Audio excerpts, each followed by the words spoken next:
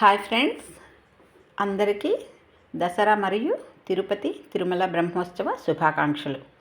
నేను ఈరోజు మొదటి రోజు బియ్యపిండితో బటర్ మురుకు చేశానండి. ఎలా చేశానో చూపిస్తున్నాను. బియ్యపిండి 3 గ్లాసులు తీసుకున్నాను. ముందు రోజే బియ్యపిండి కొట్టుకొని ఒక రోజంతా ఆరనిచ్చి తర్వాత ఆ బియ్యపిండిలోకి 1 గ్లాసు పుట్నాల పొడిని యాడ్ చేసుకున్నాను. ఇలా మిక్స్ చేసుకుని అందులోనే తెల్ల నువ్వులు వేసుకుంటున్నానండి. తర్వాత సరిపడా ఉప్పు వేసుకుని ఆపై కారం 1.25 స్పూన్ వేసాను నేను. బటర్ కొద్దిగా వేసుకుని అంతా కలుపుకోవాలండి.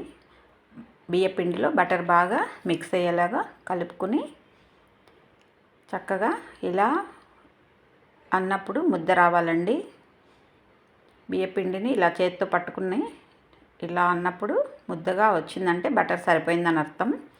అలా బటర్ సరిపోయిన తర్వాత ఇప్పుడు తగినంత నీళ్లు 1.5 గ్లాస్ నీళ్లు పట్టాయండి. ఈ 4 గ్లాసుల బియ్యపిండికి 1.5 గ్లాస్ నీళ్లతో ముద్దగా కలుపుకొని పక్కన పెట్టుకోవాలి.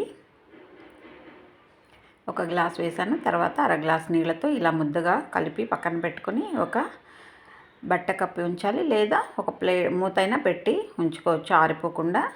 ఆ తర్వాత కొద్దిగా నీళ్లు వేసుకుంటూ బాగా జారుగా, మరీ జారుగా కాకుండా కలుపుకుని బటర్ మురుకు వేసుకోవాలండి. పెనంలో నూనె వేసి పెనం కాగేదానికి పెట్టాను. అలాగే చూడండి, కలిపిన దాన్ని వేస్తే ఇలా గట్టిగా ఇలా ముక్కలుగా రాలిపోతున్నాయి కదా. కాబట్టి అలా చక్కగా కొంచెం నీళ్ళు తీసుకొని పిండిని కలుపుకుంటూ వేసుకుంటే ఇలా వస్తుందండి. ముందే జారుగా కలిపేస్తే మళ్ళీ ఎక్కువ జారైందంటే మురుకు రాదు. కాబట్టి కొద్దిగా గట్టిగా కలుపుకొని పెనంలో వేసేటప్పుడు మాత్రమే జారుగా కలుపుకొని వేసుకోవాలి. బటర్ మురుకుని ఇలా తీసుకొని ఆరబెట్టుకుని చక్కగా పక్కన గిన్నెలో ఇలా తీసుకొని అన్నీ వేసుకోవడమే అండి. బటర్ మురుకు టేస్టీగా ఉంటుంది. పిల్లలు కూడా దసరాలు కదా, 10 రోజులు ఇంట్లో ఉంటారు. చక్కగా తినడానికి ఇలా చేసి ఇవ్వండి.